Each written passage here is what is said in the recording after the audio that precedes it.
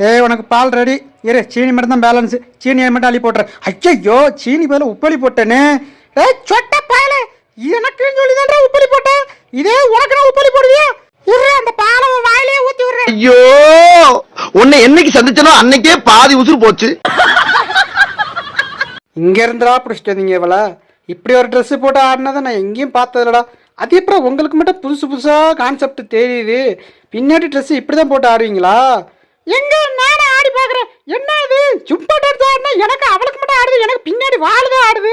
வாட வெத்தல வதங்க வெத்தல வாய்க்கு நல்லா இல்லே வளைஞ்ச சொட்ட போய் பாத்ரூம்ல என்ன பண்றான்? என்ன இந்த வேலை வளைக்கிறேன்? பொம்மையை இந்த வேலை வளைக்கிறானே. அப்ப நம்மளும் பாப்போம். ஐயோ என் தலையை உடைச்சிட்டாடா. டேய் சொட்ட பையில தலையை விடுறா, தலை வலிக்குதுடா.